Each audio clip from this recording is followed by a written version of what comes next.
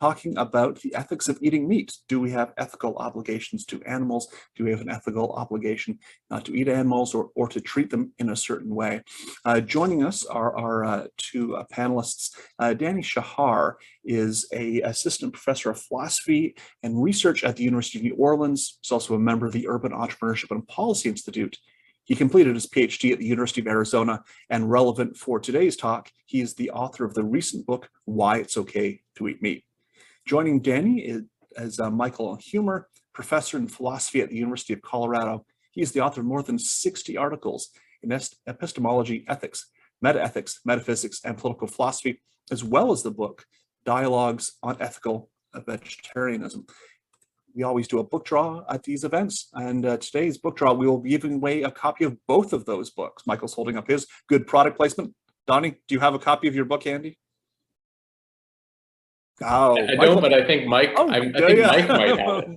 Mike has got both. He is well prepared, and I see that Ilya in the his video there has a copy of at least one of those books. So we're going to do a book draw. We're going to pick a couple winners, and those winners will each receive a copy of both of those books, so you can delve more deeply into some of the arguments and ideas that we've discussed today. In terms of format, we are going to start out with a 10-minute opening comments from each of our panelists. We're going to give them 5 minutes to respond to each other. Then we're going to spend about half an hour with questions from the audience, which we will be able to pose to one or both of our speakers. And they, of course, can engage with each other in that time, too. And then we'll wrap up with 5 minutes in closing thoughts from each of them. I'm not going to be too much of a stickler on time. I don't want to mute anyone's microphone or cut anyone off mid-sentence, because we are here as a friendly conversation. But I will sort of maybe give you a little bit of a wave if you reach the time you're speaking, and that'll be a sign for you to wrap up. Michael is going to be leading us off, so we're going to start with him. And I believe he has some slides that he is going to use.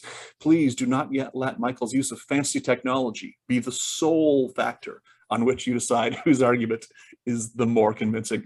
Michael, thanks for joining us. I will pass it over to you. All right, thank you. I'm going to try and share my thing. Okay. All right, so you should be seeing my my slideshow thing.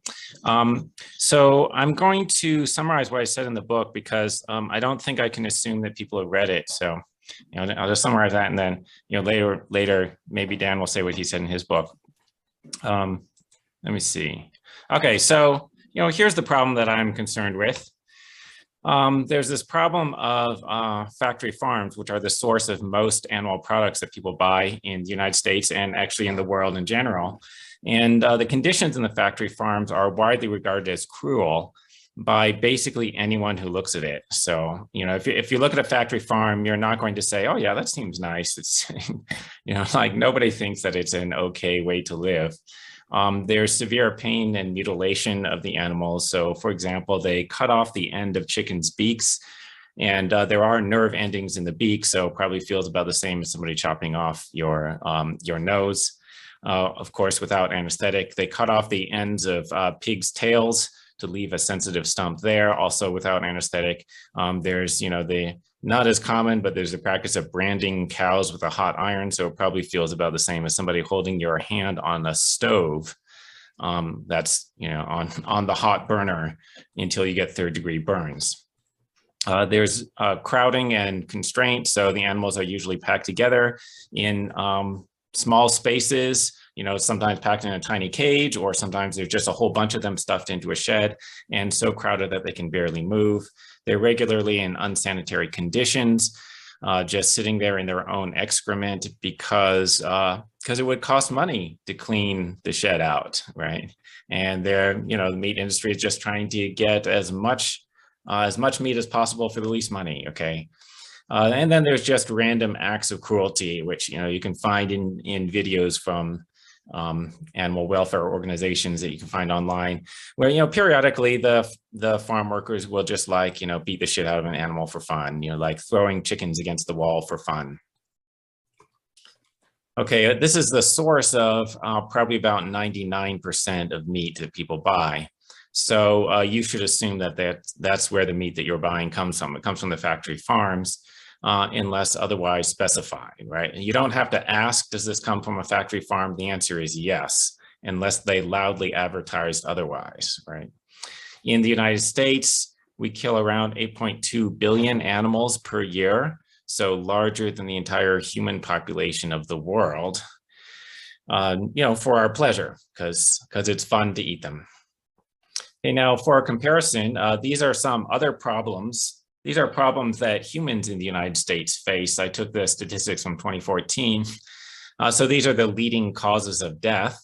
As you can see, the leading cause of death is heart disease, which kills a little over 600,000 people per year, followed by cancer, which kills a little under 600,000 per year. It's probably up since then. And then there's a series of other diseases, and then thrown in there are accidents, suicide, and homicide.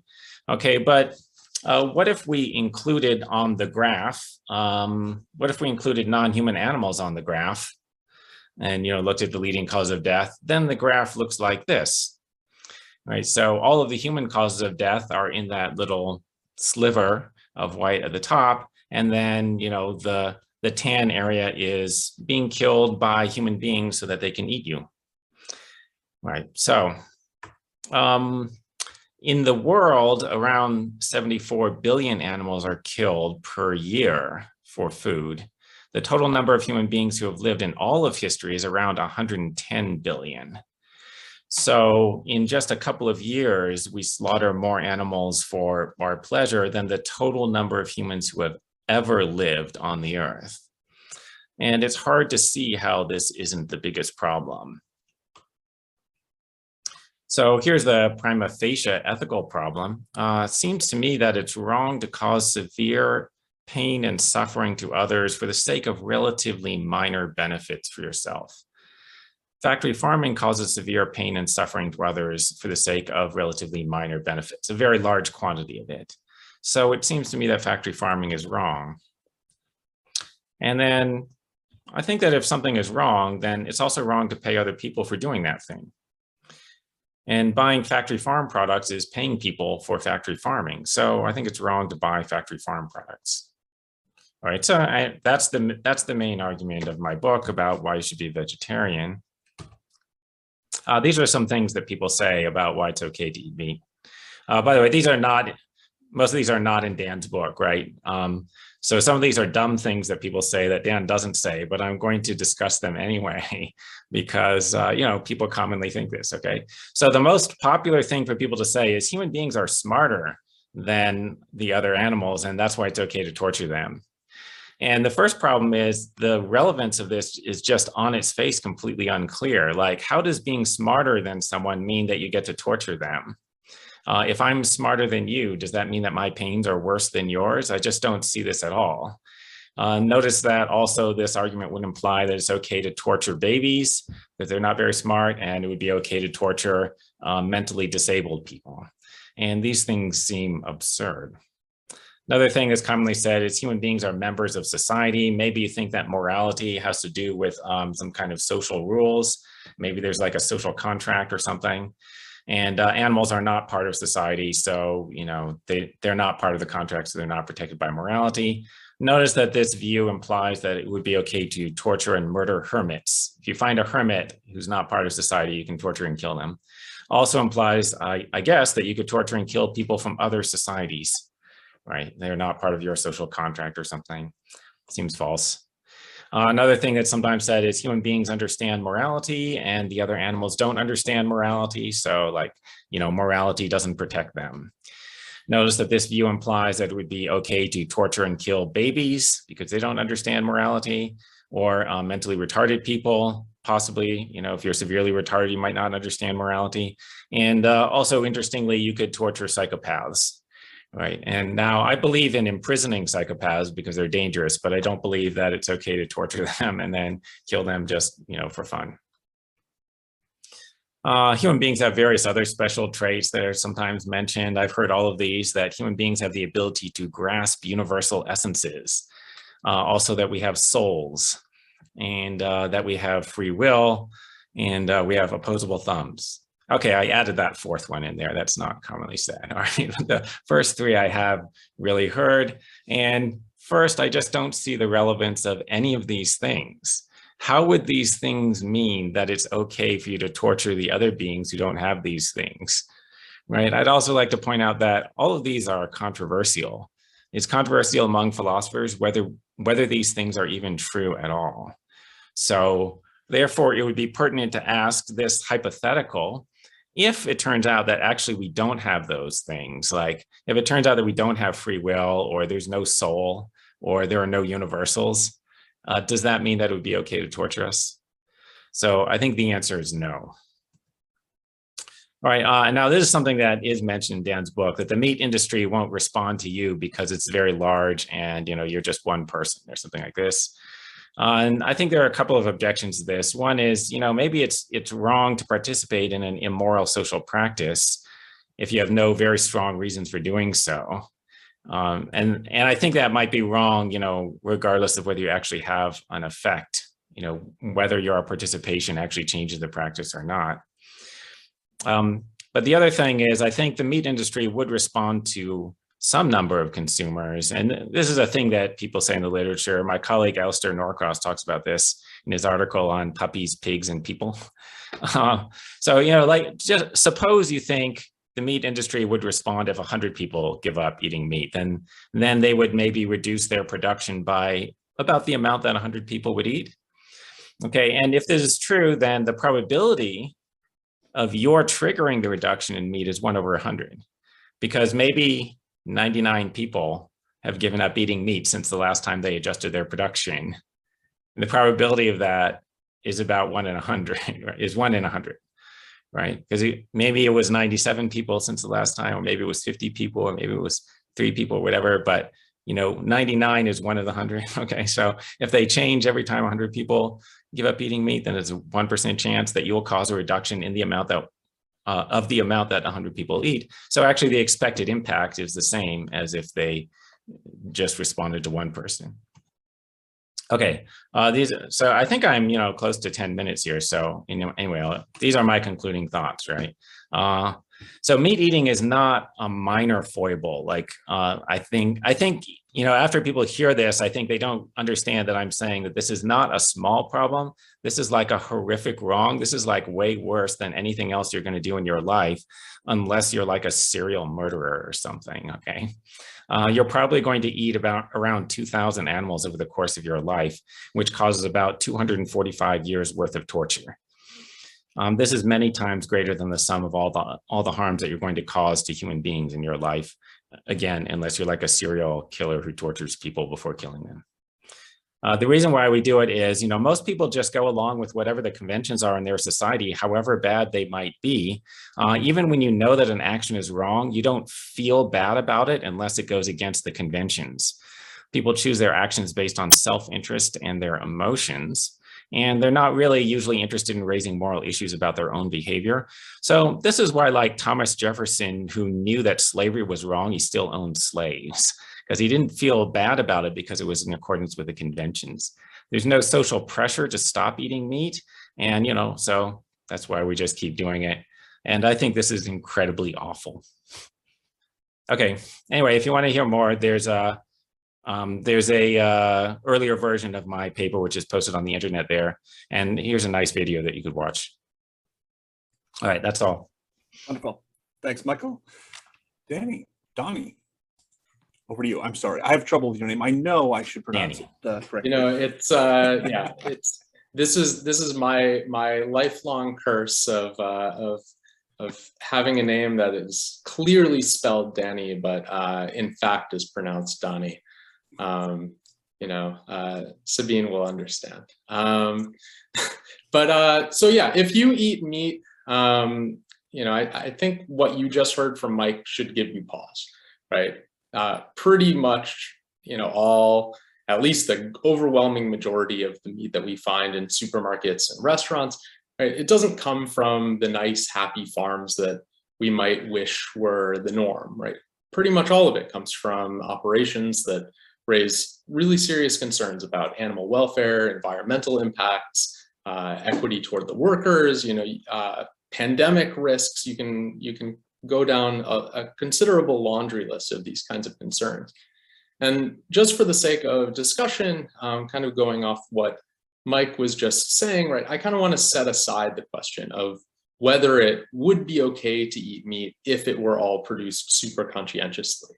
That is a controversial issue, but I agree with Mike that that's not the really big issue that we need to be focused on in this conversation. The real question is whether it's okay to eat the meat that most of us actually eat, right? Namely, this meat that is produced in all of the worrisome ways that Mike just described.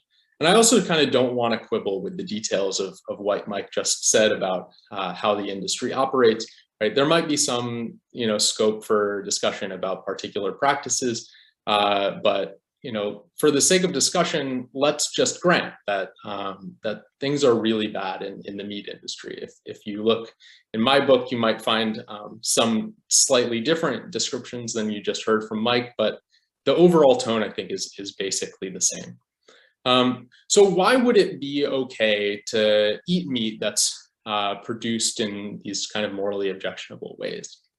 And I think it's important in answering that question to kind of think through different ways of spelling out why it wouldn't be okay.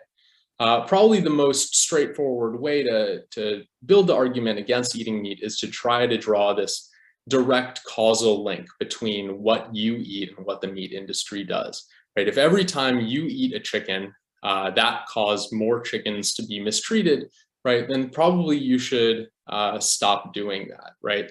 And it kind of doesn't really matter, any other kind of argument that could be raised. It does seem wrong to directly cause animals to be mistreated or problematic outcomes to be inflicted on workers or the environment or whatever you want to sort of fill in there.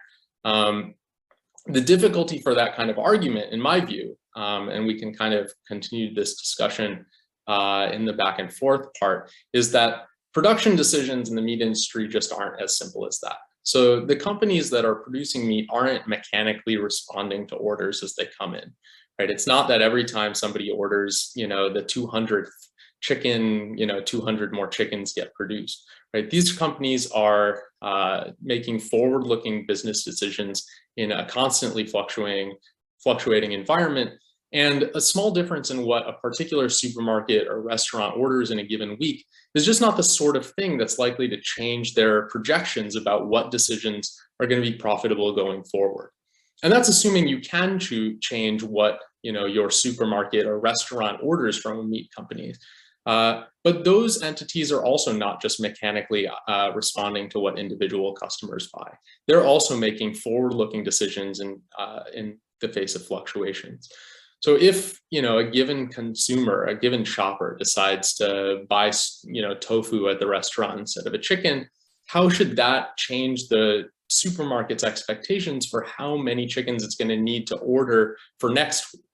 Well, especially when it comes to something like meat that often has a very short shelf life and where supermarkets often throw away a substantial portion of what they buy as sort of a normal operating procedure, the answer is usually going to be that it shouldn't change anything about what they order, right? The supermarket already expects there to be fluctuation in what individual consumers buy. And so this data point about what you chose to eat on a particular day, right, is going to be completely consistent with their operating plan, their plan for what they were going to do going forward. And the same kind of thing is going to be true for how a restaurant should respond to a particular diner deciding to order a salad instead of a burger, right? Restaurants also are not basing purchasing decisions on what one single person orders off a menu, right? Their plans are meant to be robust to the range of orders they're likely to get in a given week. So especially, except in highly unusual cases, one single person's choices about what to eat are kind of going to fade into the statistical noise that these companies are navigating. And they're not going to directly cause a shift in what the meat industry does. Now, I expect Mike is going to want to push back on that point, and so we can kind of come back to this later. in the discussion. But I do want to emphasize that even if one person isn't likely to make a difference to what the industry does by giving up meat, there are still a lot of important things to say on behalf of vegetarianism. So, for example, the vegetarian movement as a whole clearly does make a difference, right? And that impact only exists because of contributions from lots of different individuals. Along similar lines, vegetarians are taking an important stand against wrongdoing. They're cleaning their hands of an important kind of problem. They help to pioneer new ways of living and eating that might someday eliminate these problems we're discussing. Right? And there's a lot more that you can say as well. But the key point is that even if one marginal vegetarian isn't going to have a tangible impact on what meat producers do, that's a long way from saying that it's pointless to become a vegetarian. So, let me just be clear. Vegetarianism is an important and admirable cause, and the world is a better place because people participate in it. So, okay, if I concede that, why doesn't that mean that it's wrong to eat meat?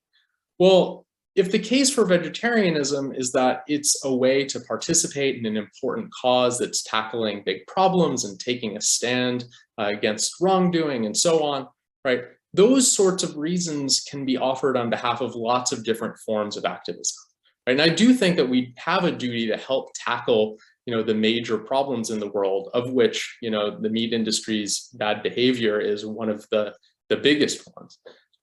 But I take it that nobody has a duty to try to tackle every problem in every way, right? So once we start thinking about vegetarianism as this way that people can come together, to take action on an important set of problems, right? It starts to look like vegetarianism is an option for fulfilling our moral duties, and not like something that everybody is specifically required to do.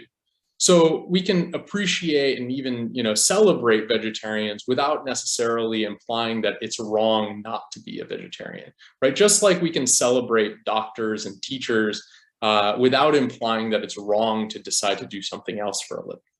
So ultimately, I think that kind of reasoning enables enables meat eaters to answer the challenge that vegetarians present to us, right? Meat eaters can agree with vegetarians about the problems we face. They can agree about the value of taking action on it.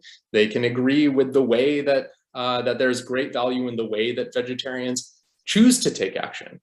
But they can still justify not joining the vegetarian movement by pointing to other ways that they've decided to focus their efforts in helping to make the world a better place, right? And I take it that that's kind of analogous to how you justify contributing to all sorts of other good causes, right? You don't need to say that something is not a valuable cause or not a valuable form of action in order to justify deciding to focus your effort elsewhere. But notice that in order for that kind of argument to work, right, meat eaters do need to do something, right? They do need to take action. If you're someone who doesn't contribute to this cause, right, and then doesn't contribute to any other causes either, right, then that makes you look like a jerk, right? And maybe vegetarians are mistaken to insist that, you specifically need to remedy your jerk lifestyle by, taking this specific form of action. But if you're not going to do that, right, if you're not going to give up meat and join in this important cause, right, you need to have some answer for what it is that you're focusing your efforts on instead. Wonderful. Thanks, Donny. Let's go back over to Michael for a 5-minute reply. Hey, great, thanks. Let's see, I have another slideshow. You might wonder, how can I have a slideshow for responding to, I guess, Donny, when I didn't hear his speech, but I read the book, so I guess what he was going to say. Okay, so all right, let me see. All right, so the inefficacy argument says, the meat industry is very unlikely to change their production in response to a single individual's purchasing decisions, and so your buying meat or giving it up doesn't cause or prevent any harm to animals. That's the main argument. And then, the usual response from people in the literature is the expected value response. which I'm going to explain in a second. Here's a logical note. Note that the following are inconsistent. Thinking that a small change in X, X and Y are just some variables, whatever it might be. You can't think that a small change in X never makes a difference to Y, and a large change in X does make a difference to Y, given that a large change in X can be comprised of small changes. If you believe all three of those things, that's just a contradiction. Right. So, and, like there's a Sorites paradox in here, but in this case, suppose X is the number of individual meat purchases and Y is the total meat production by the industry. You can't consistently think that a small change in the number of individual meat purchases never makes a difference, but that a large change does make a difference, right? Because a large change is just made of a number of small changes, okay? Notice that this isn't an empirical question. It's just like a point of logic or mathematics. Okay, so the expected value response claims that your expected impact on meat production is about equal to the amount of meat that you consume. Okay, background, I don't know, in case you don't know what this is, the expected value of a variable is found by adding up for each possible value of the variable, the probability of it having that value times the value itself. And this is considered important for rational choice theory. If you don't know what the actual impact of your action is supposed to be, you're supposed to decide based upon what the expected value of the impact is. All right, so here's an argument. If 1 million people give up meat, then meat production will decrease by about 1 million meat portions, where a portion is the amount that one person eats. All right. The average impact of a person giving up meat is a reduction in production by what? 1 million portions over 1 million people equals 1 portion per person. You're not special. That is, you're not either more or less likely to trigger a decrease than any other person who becomes vegetarian. Therefore, your expected impact of giving up meat production should be the average impact, which is a reduction of 1 meat portion produced. Note how this doesn't depend on empirical details about how the industry works, apart from the truth of 1 and 3. Like, if you agree that the total impact over 1 million people would be 1 million portions, and you agree that you're not special, then you should just agree with the conclusion, right? The expected impact is the average impact. Okay, I already said this example in the previous one, so I won't repeat this. And this is getting more complicated. So I am going to mention, though, the reduction the expected impact might actually not be 1 portion. It might be around 0.75 for economic reasons that are discussed in this book, Compassion by the Pound, by Norwood and Lusk. Okay, anyway, here's a couple of other things. Is it okay to participate in an evil practice if you think you're not making an impact on it? So suppose that ISIS is holding a bake sale to help fund their research on weapons of mass destruction. Assume that your purchase is highly unlikely to make a difference as to whether they're able to build a nuclear bomb and kill millions of people. Assume that the cookies that they're selling are tasty and cheaper than other cookies. And you've already done a lot of other things to address other social problems. Is it okay to buy the ISIS cookies? And my intuitive reaction is no. Right? There's another example. Suppose there's a large industry that murders babies and sells their meat, but it's so large that you think that your decision will probably make no difference to their production. Then you're contributing to some other causes. Is it okay to buy human baby meat? And this doesn't seem okay to me. So, okay, conclusion, factory farming is the worst thing in the world. The harms are wildly disproportionate to the benefits for us. So it's not okay to support it. All right, that's all. Thanks, Michael. I think the baby eating example really might swing Hunter, who is, of course, our swing vote in the audience. Donny, over to you for a response. Yeah, thanks. So there were a few different lines of argument there, and I confess that I did not prepare a counter slideshow to the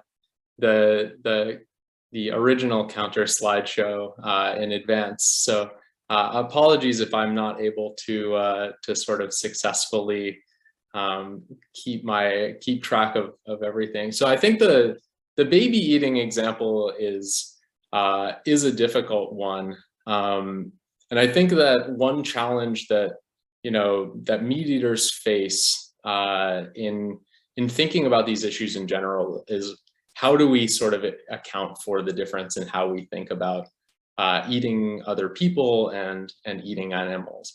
I think that's a really big issue that I sort of spend a chapter on in the book. In 5 minutes, I kind of don't want to try to tackle that. So let me try and focus maybe a little bit more on the threshold argument thing, because I think that that's in a lot of ways kind of the linchpin of our disagreement. And so I think maybe one question that I'd be curious to hear Mike's thoughts on is, is this meant to be a threshold argument where the thought is really sort of importantly tied to the existence of thresholds in the market where, we kind of don't know how many people it's going to take to push us past a threshold, but where, it could happen that that you are the person who does that? Or is it this sort of expected value thing where, it's instructive to think in terms of these average impacts? Because I think it matters, right, how you formulate the argument. If you think about voting, for example, right, the chance that you're going to be the single voter in an election, right, is not just like 1 over the number of people who are participating in the election or something like that. All sorts of independent factors are going to determine what the likelihood is that the election is going to sort of, be determined by a certain margin or not, right? And so the particular chances that a given person has of moving past the threshold aren't sort of usefully captured by this kind of average reasoning. There certainly is a chance that a given voter would be the one to push past the threshold, right? But you can kind of think about the same kind of thing operating in other domains as well, where you're a consumer, right? So like, think about how airlines schedule flights, right? They're making a kind of strategic decision that they kind of are hoping that a certain number of people are going to fly on their flights. They know that sometimes there will be empty seats, right? Sometimes due to insufficient consumer demand, they might cancel a flight. But it's certainly not the case that if there's a 200-person plane, a given consumer has a 1 in 200 chance of being the cause of an airline canceling the flight. There might be a certain kind of threshold at which that happens, but the math doesn't work the way that you kind of laid it out in the slideshow. And so I guess one question for you and for other vegetarians is just, if the argument is not that there's just a 1 in X chance of having an X impact, but rather that there is some small probability that you will be the threshold agent that kind of bumps us, over, and where the relevant bump would probably not be that dramatically different from what would have happened otherwise, right? Because, it's not like in the 1 in a million chance that you are the one person who causes a farm to go out of business, that that's going to have a sort of equivalent impact as a million people's consumption. I guess the question is, if you had just a tiny probability of being this sort of strange threshold agent, do you feel like that is enough to sort of make the case go through, or is the argument in your mind really connected to this idea that when you eat meat, the negative impact that you are expecting to have is kind of proportionate in a rough sense to the sort of harm or wrongdoing that went into producing the thing that you're consuming? So that would just be my question back to Mike. I don't know if that's a legitimate use of my time, but yeah, I would love to hear what Mike thinks if I'm allowed. Yeah, well, our goal here today is to have an interesting conversation, not abide strictly to some set of norms or timeline that I've set out. So let's go to Michael for his response on that, and then we'll take some questions from the audience. Yeah, I mean, I think you have to try to make some kind of assessment of the expected value. I'm not a utilitarian, but I think expected utility matters. I guess, and so, like I'd like to ask Donny, like what he, how he would estimate the expected value, right? So, and I'm making the threshold argument and also the expected value argument, like, because I assume that periodically they reach these thresholds, like periodically they adjust their production. It's not like a question as to whether it will ever happen. It does happen periodically. And so then you don't know how close you are. And so then you're, trying to guess how close you are to the threshold. And it's like, and if it takes 100 units to reach the threshold, then there's a 1 in 100 chance that you're right next to the threshold, right? So. Right. Yeah. Donny, do you have a quick response to that?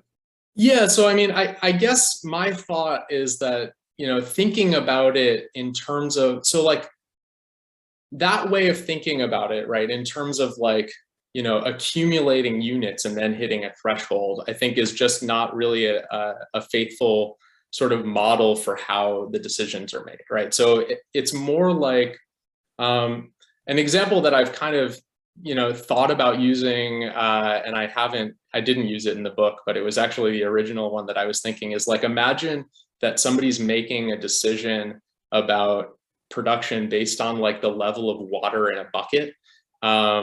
But instead of like the bucket having a sort of smooth surface, there's like a constant like flow of, a shower on top of the bucket, right? And there's like maybe water draining out the bottom. And so it's really hard to like tell exactly where the level of the water is. And you say, well, what if I removed my drop, right, from the shower that's kind of coming down, like what would be the chance that that would change? It's like, well, in theory, right, like surely there's gotta be like some change in the shower such that like they would make a different decision based on, what they're seeing.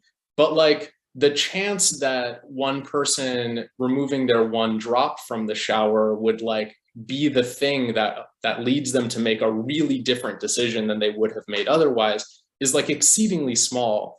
And like, even if they did change their decision, like it probably wouldn't be that by that much, because like they're trying to base it on roughly where they think the water level is. And so that's kind of like, I don't know if that's a useful metaphor, but it's one that I've kind of been toying around with. Yes. I mean, basically, I think that if you figure out any coherent model for how it works, it's going to give the same result, and that the expected value is right. So here are complications that you. So try to articulate a precise model that enables you to calculate the expected value, and then I'm saying you're going to calculate the expected value to be about the amount that one person buys. So here are complications that you can add. So like, I represented it as, there's a threshold when 100 people give up eating meat that they adjust it by the amount that 100 people eat. But, maybe there's some kind of randomness in it, right? And maybe it's just that the probability of their adjusting increases as the number of people giving up meat increases, okay? So you can do that, but you're still going to get the same result, right? And how do I know this? Well, keep this as a fixed point. If a large number of people give up eating meat, like 1 million, then they reduce it by the amount that 1 million people, right? With high probability, they reduce it by approximately the amount that 1 million people eat. So that makes it so the average impact is about the amount that one person eats. So, right, so like, just as a mathematical fact, if you add up the expected values, you have to get the average value over a large change. Yeah, great. I'm going to turn to some of our questions in the queue now. We have a lot of questions, so I'm going to ask people to keep them as short as they can. I'm going to try and pull some questions from the chat as I see them come in, but in a case with a busy chat, getting on the video queue might be better odds of getting your question answered. First, we're going to go to Elizabeth. But there's lots of selfish reasons not to eat factory meat, because according to Dr. Gandry, who is one of the top heart surgeons, says, they all fattened up with feed that is full of glyphosate, which is extremely unhealthy. And I think that would bring us to the whole business of agribusiness, period, because most agribusiness is well, our food we are getting nowadays is very unhealthy, plus it's bad for the environment. Now, the only other problem, if you totally go vegetarian, it's actually difficult to get a healthy vegetarian diet if you're living in a city. You're ending up with eating a lot of spaghetti and stuff like this, which might not be the healthiest thing. I think it may be a compromise, but I think we should work on getting basically more healthy food, period. I think that would be a great improvement. And certainly factory food or factory farm meat is extremely unhealthy. That's my opinion. Thanks, Elizabeth. Any thoughts on that, Danny or Mike? Yeah, let me just say, I think, one thing that, Mike and I are not going to disagree on at all is that, there might be a variety of practical reasons for not giving up, for not eating meat. And, there's certainly a range of perspectives on, what the appropriate role of meat in a healthy diet could be, right? And I don't think either of us are going to try to make the argument that people should eat meat or that it's important that they eat meat. I certainly don't want to be participating in this discussion to suggest that vegetarians are making any kind of mistake in becoming vegetarian. But I think that the ethical issue is sort of different because there's just a lot of things that we do that are fine to do that are maybe not the healthiest for us. And so I think the debate kind of turns on whether there's something more that's wrong about vegetarianism, about meat eating, that would make it sort of wrong to do, even if we're willing to kind of accept the health impact. Yeah. So, I mean, yeah, so, the health reasons are not the main moral argument, but I do think they're relevant to it, because it's sort of like, if you're doing something that's causing a lot of harm to others, how much benefit you're getting from it is relevant to the justification. And if actually you're getting negative benefit from it, then it's really hard to justify. There's evidence, like in the medical literature, that our meat-filled diets are causing more heart disease and cancer, I think, right? So, increases your risk for that. If you care about that, if you care about your life, just think about that. All right, thanks. Let's go to Ilya Soman for our next question. So I have to admit that this is one of those issues, probably D1, where there's sort of the biggest bias on my part based on self-interest. It may be that I am Thomas Jefferson continuing to practice slavery despite the fact that he knew that it was wrong and giving sort of lame reasons for it. But I do have sort of one question for each side. For Donny, it seems to me that even if you're right about the individual causal efficacy of an individual meat eater, it seems like your argument still would justify the government banning meat eating, or at least taxing it, or otherwise taking large-scale action to discourage it. Similarly, on your theory, it would seem that large private entities that could make a difference would have a duty to change, like hotel chains, supermarkets, and so forth. So I wonder if you get your response to that. And then for Michael, I guess my question would be, do you think it is in fact worse to kill and torture, say, one human versus 5 or 10 or however many cows? If so, why is it that it's worse?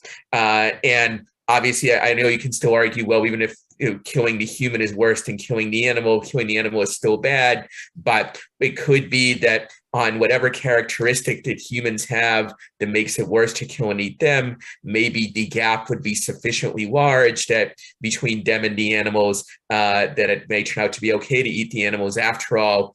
At the very least, you would need some sort of scale on which to measure the size of the gap. And so I think that's a point that I would appreciate your thoughts on. Thank you. Donny, do you want to go first? You're the first question. So I thought I was following the first point so well, and then you said the second point, and then I got very intrigued by that. So can you just repeat the first thing that you asked? So the first thing I asked a question for you is, let's say you're right that individual meat eaters don't have a duty to change because there's too little chance it would make a difference. What about the duties of the government or about large private organizations? I won't repeat further if you now remember. Yeah, thank you. So yeah, I mean, I think Mike and I are in agreement that, policy changes to influence this industry in a positive direction would be desirable.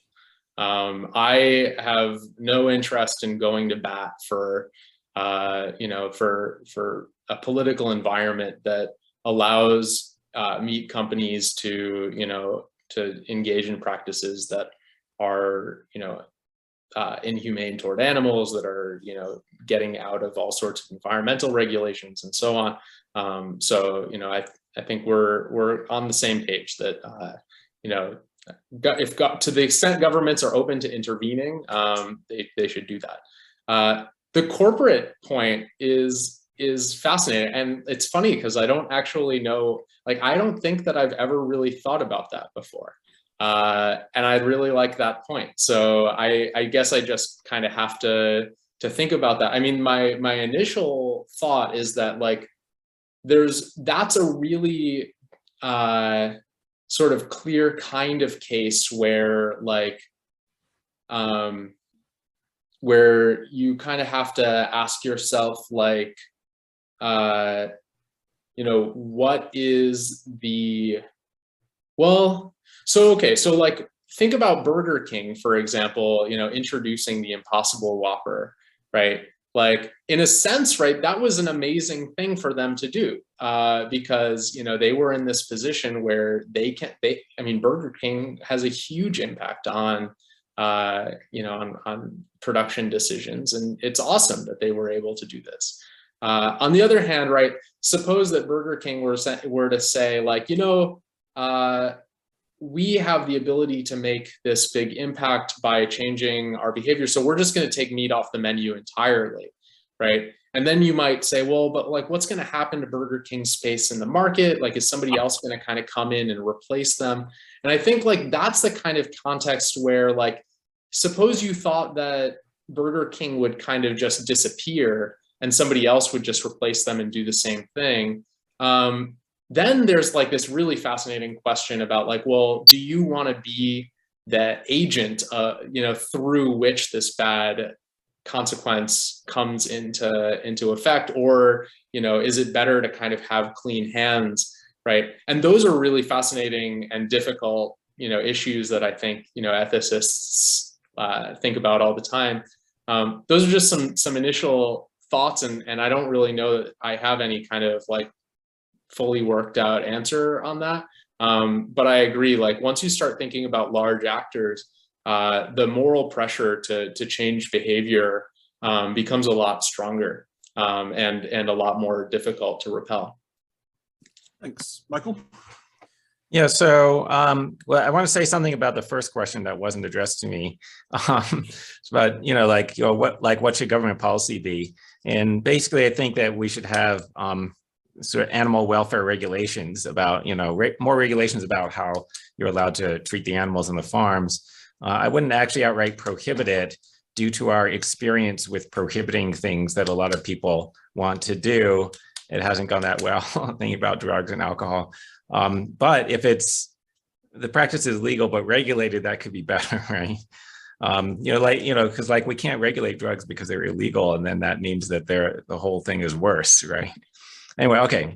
The other question was about torturing humans versus torturing cows. Is it worse to torture a human?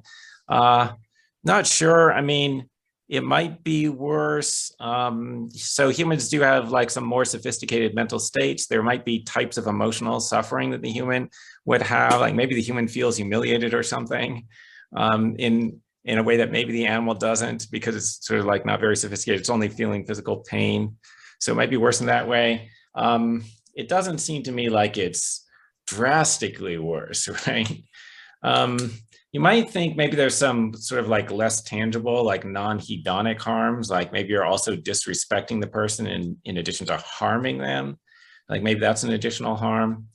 But the thing is, I think it seems like the amount of harm that we're inflicting on animals is it's not a little bit more, right? Like, it seems like the amount of harm we're inflicting on animals is like thousands of times at least more than the amount of enjoyment that we get from it. So like, I don't see any plausible way in which that could be justified.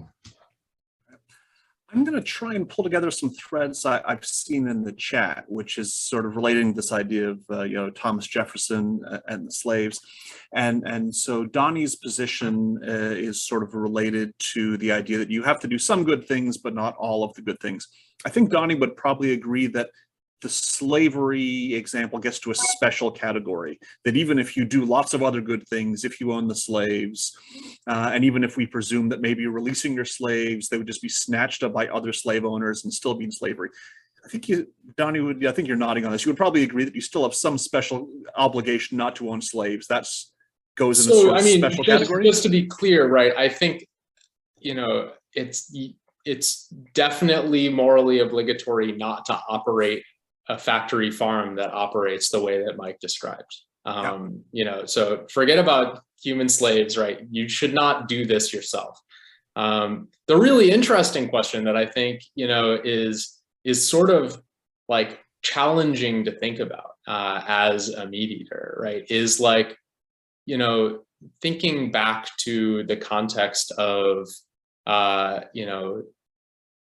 when slavery was in effect, right? It wasn't just slave owners who were in some sense implicated in that, right? But, people throughout that market were consuming goods that, oftentimes had roots directly in, the slave trade and in the operation of slave plantations. And there's an interesting question, like, would it have been immoral in that kind of context to consume something that had been produced by an operation that was making use of slaves? And I think that's a difficult question to answer, right? Because I think, to some extent, I still kind of feel the pull of the kind of argument that I give. But on the other hand, I do think that there is something that is importantly different in the context of the slave kind of example that doesn't really operate in the animal example, which is like, there's a sense in which, I don't know if this metaphor is the right metaphor to use, but like when you're thinking about what it means to be a good person and to be a moral person, like one of the desiderata is that you should be able to like look other people in the eye and like feel like you have kind of nothing to be ashamed of, in their eyes. And I feel the pull very strongly that like, if I am wearing, a shirt that like you made with slave labor, right? Like I can no longer look you in the eye, like even if I'm never actually going to encounter you, right? It still is like deeply problematic that like my moral relationship with you is such that like I am complicit in like this grave injustice that has been done to you. And I think that's one of the things that kind of is different from the way that we think about injustice against people versus injustice against animals, right? So I think there is definitely something,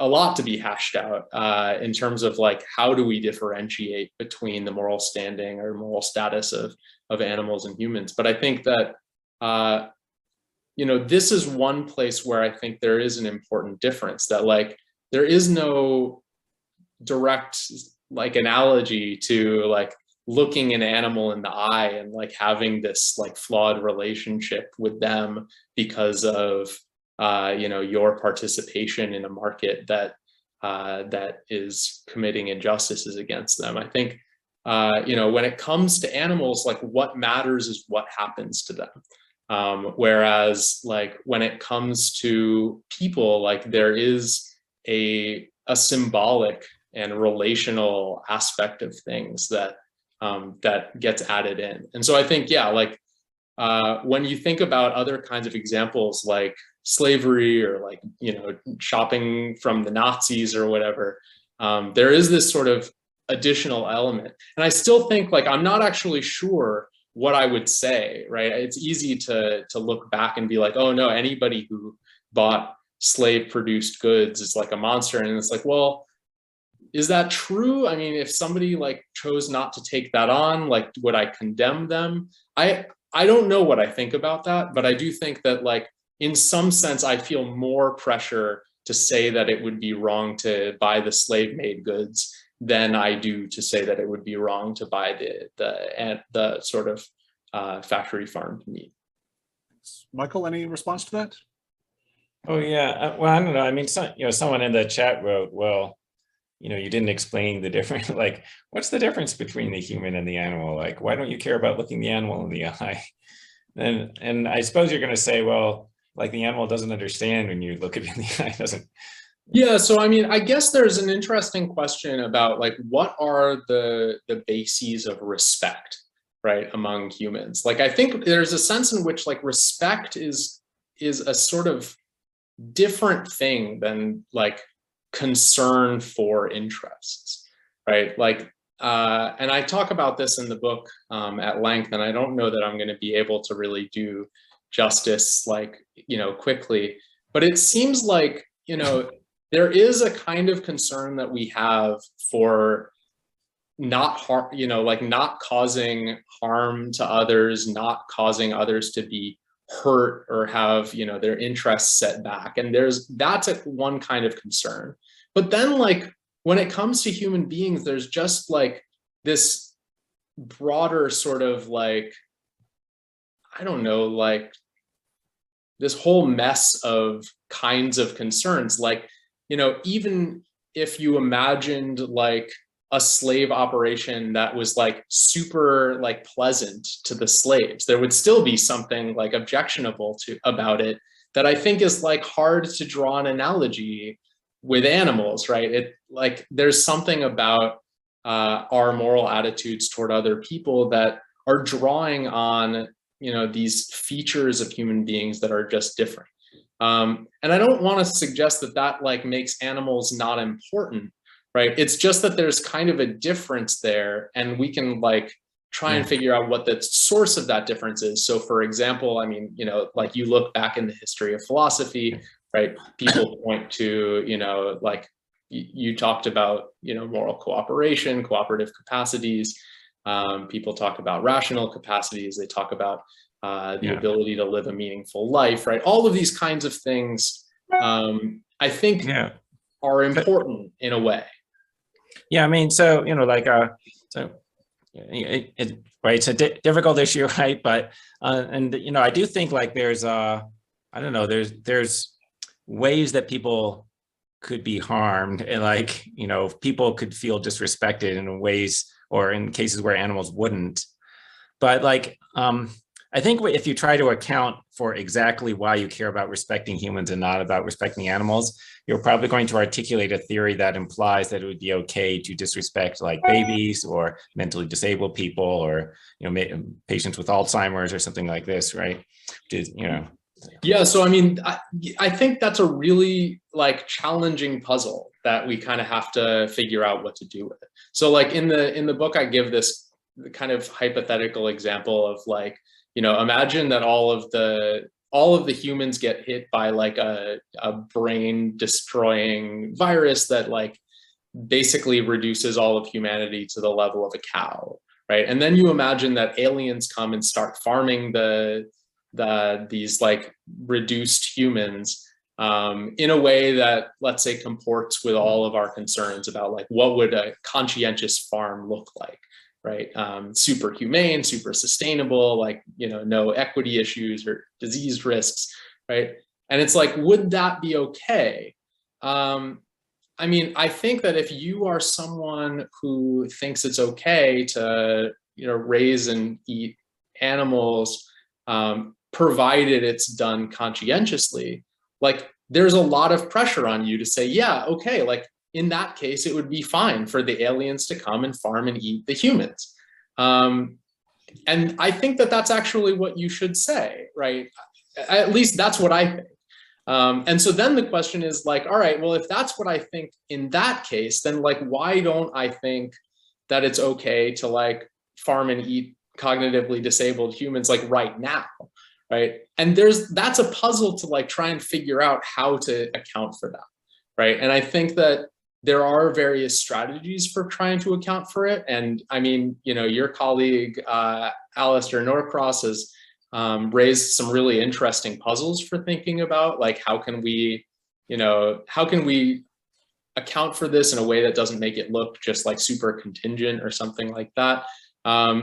And, you know, I think that that's a challenge that meat eaters or anybody who sort of embraces a kind of moral difference between humans and animals needs to, you know, try to rise to. And, you know, I've been trying to rise to it in a paper that I'm writing now. But, you know, I take the point that this is something that that needs to be addressed, and that, you know, in a way, like a lot of this stands and falls on the basis of whether or not you're willing to kind of go in my direction on this as opposed to yours.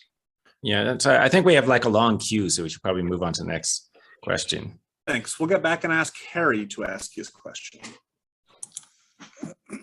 My name is Harry Little. Can you hear me? Yeah, economics is my background. I'm interested this from the sustainable development point of view.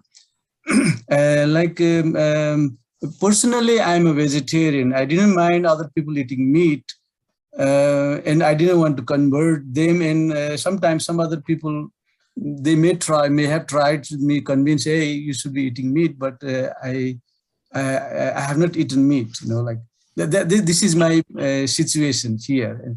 My interest in this, in your presentation, both of you, like there are a couple of things that are given to us that we cannot change. Just for example, a couple of examples, like our last name, it is given to us. The languages that we speak, we have a native language like mother tongue, and like English is not my mother tongue. I learned it as a third language. But I'm fascinated here, and like I'm learning. I'm learning English, and like, okay, because I see the advantages and disadvantages that gives us people just to learn, acquire these things, right? And same thing, you know, like the family background. My family background is that it was always a vegetarian background, and I didn't bring meat. My father didn't bring meat at home, and we didn't eat meat. And same thing with me. I'm not bringing any meat, and my families are also vegetarian. So I'm interested to know, you know, like maybe somebody started, you know, did you look at the question, by nature, humans are vegetarian or like, or meat eater or what, like, so I see from the sustainable development point of view, humans eat everything. That is not the case with other animals. You know, like other animals, carnivorous, they eat meat, they do not eat plants. We eat plants, we eat meat, we eat anything from the sea or in the air, everywhere we eat, you know, like we are like we are eating, and that is not sustainable from the development point of view. That is my question, and I would like to know, have you looked into the question? And this is my question for my new research. Like I'm thinking in this point. So humans by nature, are they a meat eater or a plant eater? You know, I do not know that. Do you have any references to that one? I would be appreciate. Thank you. So let me just say, you know, even if it were in our nature in some sense to eat meat, if it were wrong to do that, then that would be a pretty strong reason for us to use our capacity for moral reasoning to overcome that nature, right? There are lots of things about human nature that are, you know, problematic, like our capacity to be warlike, our capacity to, enslave other people, right? You might think like these are things that kind of go back. Let me add. The moral issue here, it does not fit. Like if you're trying to kill a snake, because we see there is a snake. Like I have killed a snake, a cobra, when I was a young kid. And at that time, I didn't care, like whether that is animal or not. I did not have the sense of a moral issue. And if I had left, probably that cobra would have killed me. I would not have been asking this question now, right? So, like other species, they do not consider, hey, humans are morals. These are our standard. If it turned out that humans just like sometimes have to eat meat reflexively, and that's just like an unavoidable fact, then like, maybe we just have to deal with that sometimes. But like, I don't think that is really an accurate way of sort of describing the relationship most people have with meat, right? They don't eat meat because it like comes at them like a cobra and they have to like, do something or else, who knows? They eat meat because they want to, and then they could stop. I mean, just like it sounds like you've stopped. Yeah. So, yeah, I mean, so like, in some sense, I think people are naturally omnivorous in the sense that, well, like that's the way people have been for, whatever, 100,000 years. And, it might depend upon like what is available in their particular environment, right? That probably had more influence than morality did on people's dietary choices, like, just what was cheap and easily available. Okay. However, that being said, being intelligent and thinking about morality is also part of human nature, right? And, so let's use that part, right? And like maybe just two parts of our nature conflict. So like you have an instinct where you feel like hungry for the meat, but also you can reflect on it and think about the moral norms that you want to endorse. Okay, thanks. I think we're going to have time for one more question from our video queue. Then I'm going to try and pull together another question from some of the comments in the chat, and then we'll move towards our wrap up. So Oscar, please go ahead.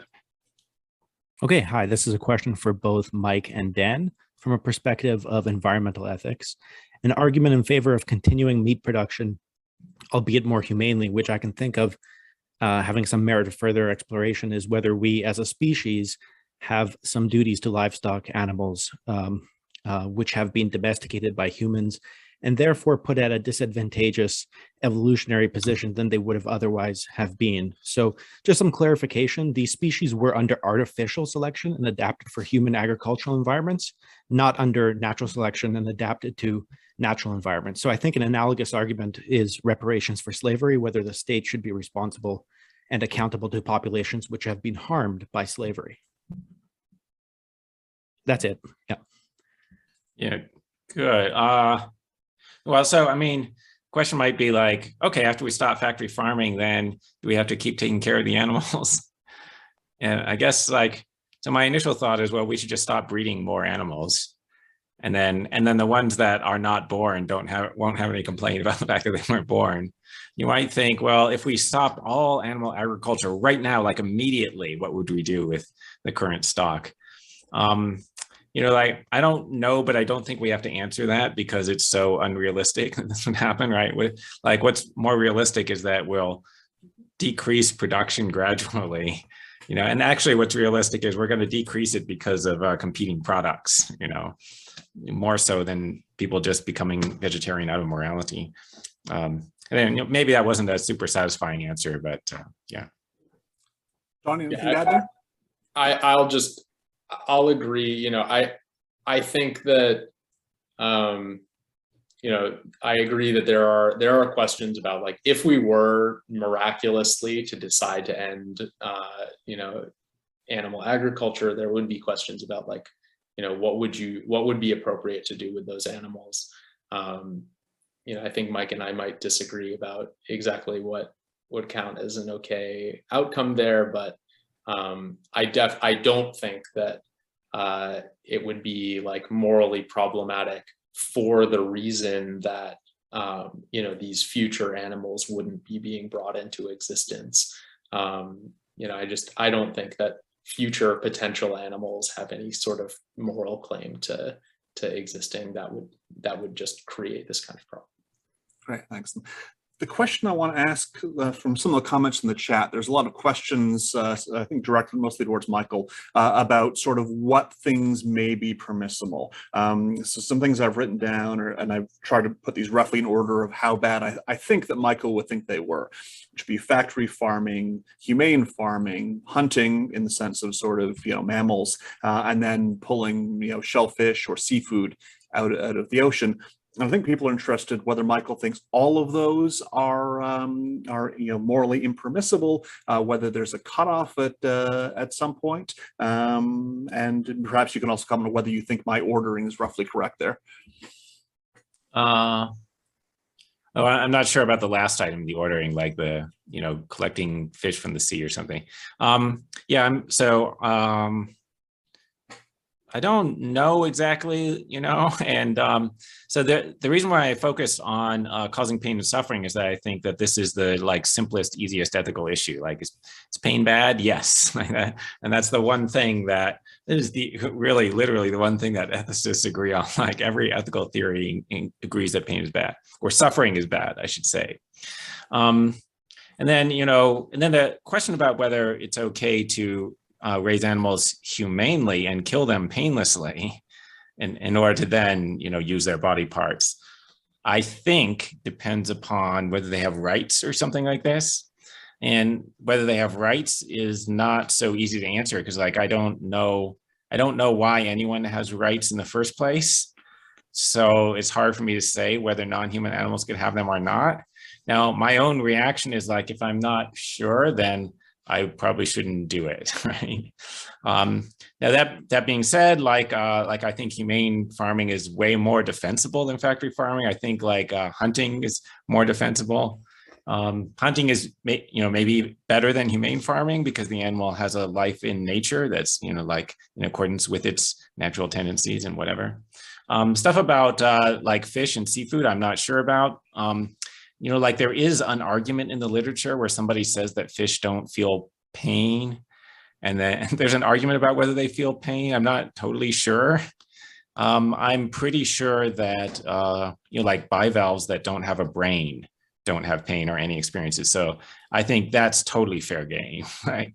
I'm totally happy with eating scallops and clams and mussels. So, yeah. Right. Wonderful. Thanks. I actually have a friend who that is also his position, sort of, and he describes it as if it would try to get away if I wanted to pick it up and eat it, then he is willing to eat it. Other things he feels he should not.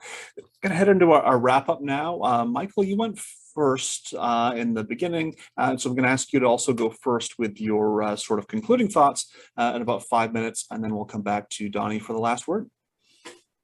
Oh, okay. I didn't really prepare a concluding thoughts. So I guess I would just summarize what I was saying before, right? It's hard for me to see how this isn't the biggest problem in the world, right? And you try to think of what the biggest problems are, and it's cancer kills whatever, 700,000 Americans and some millions, maybe tens of millions. But then, meat eating kills 74 billion other creatures a year. Okay, well, I don't know, maybe just the fact that they die isn't such a problem, because I don't know, animals are constantly dying all the time, and okay, but they're killed after having these lives of about 3 months of suffering, right? And some people don't like it when I keep referring to this as torture, but imagine that there was a camp where people were kept in those conditions. You would call the people running that camp torturers, right? This would be a horrific crime. And what if there were camps where 74 million people every year were kept for a few months in these horrific conditions, right? They're stuffed into little cages, sitting in their own excrement. And then, at the end of the 3 months, somebody slits their throat, okay? That would be the worst problem in the world, right? And there wouldn't even be any question. That would be the worst social problem that we had, leaving aside meat eating, right? Everyone right? Everyone would agree with that, right? We have to end that immediately. Like, like we're raising babies like this, and after 3 months we cut their throats, and that would be the worst problem. If even 74 million babies were subjected to that, okay? But, so if animals count for 1,000th as much as humans, this is still the worst problem in the world, right? Right. So, I would just like to suggest, don't do it. Don't contribute to this. All right. And, for more, buy my book, The Dialogues on Ethical Vegetarianism.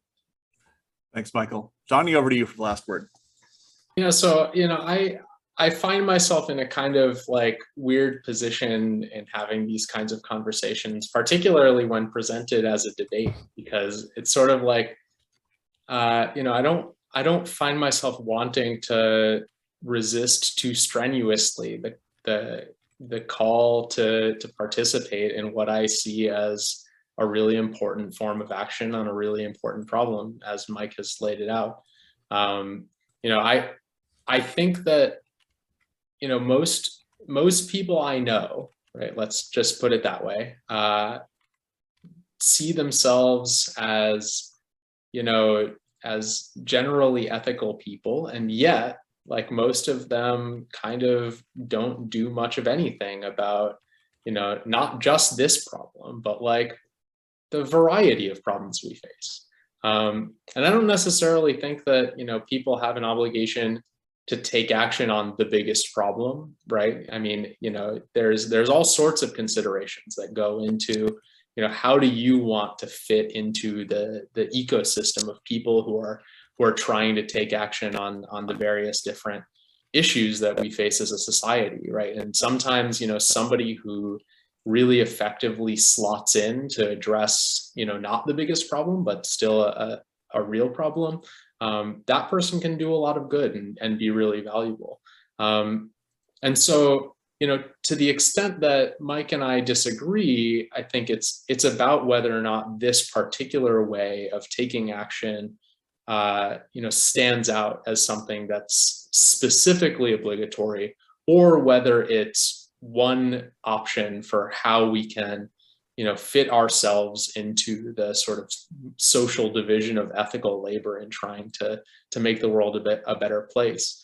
And I guess if there's anything that I'd want people to take away from this, from my point of view, it's not that it's okay to go on eating meat, right? Because, that's, I don't know, like, that's fine, right? I think it's true that it's okay to go on eating meat, but that's not like the message, right? The message is, either do what Mike is telling you to do, right? Or do something else instead, right? Take on a different part of this, insuperable challenge that we face in tackling the many problems that we face as a world.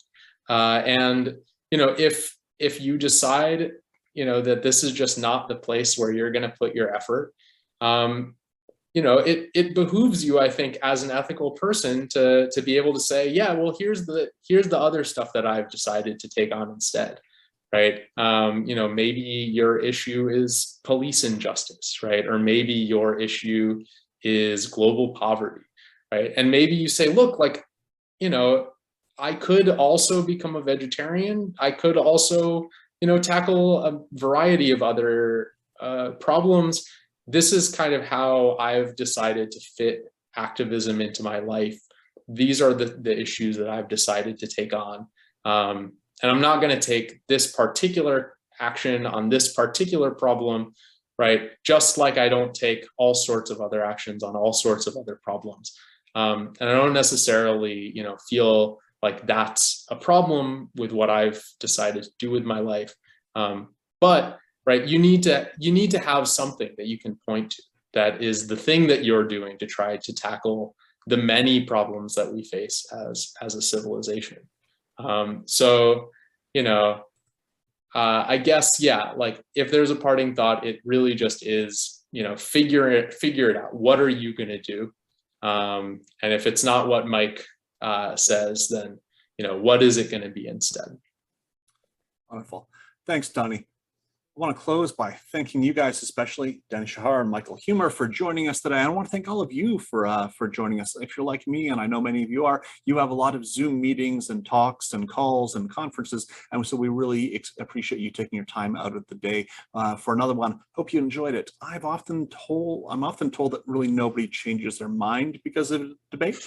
I suspect that might be true today, but that was not our goal, is to change anyone's mind to one position or to another, but to host an interesting conversation. I hope it gave you some food for thought.